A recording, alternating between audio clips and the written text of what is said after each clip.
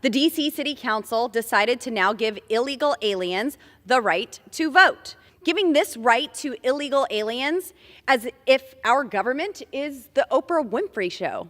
You get a vote, you get a vote, you get a vote. But when cities in Vermont passed the same provisions, when San Francisco, when 9 Maryland cities brought up this provision, did the Republican Party corral all of Congress and bring this issue down to the floor for a vote? No, they did not. They are singling out the residents of the District of Columbia and expanding in the history of disenfranchisement that goes all the way back to the legacy of slavery.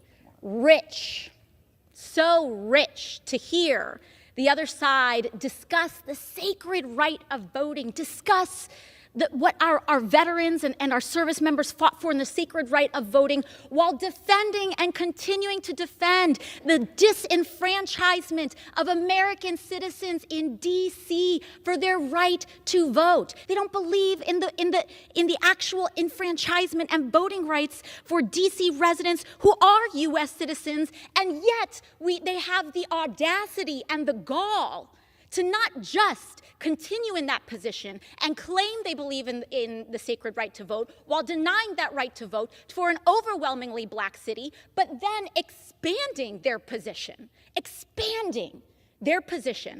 so that in direct contradiction of their quote-unquote conservative values of small government and defending freedom, have decided to expand the jurisdiction of this body to meddle into the business of D.C. residents.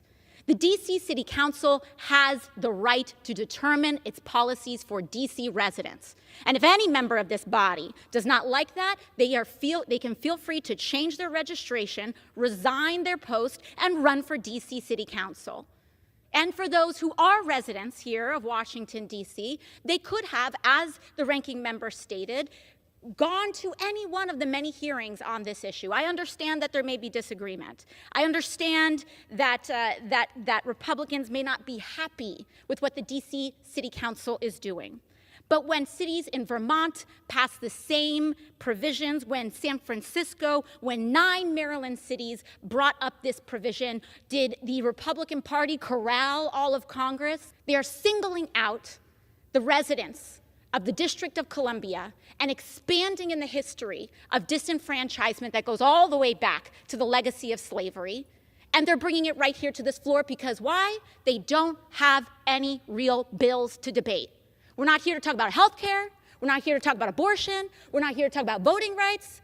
We're here to talk about the expansion and the continued subjugation and disenfranchisement of the people of the District of Columbia. Let them govern themselves. And with that, I yield back to the ranking member. They're going to bring us a whole series of these disapproval resolutions for the people of Washington, D.C.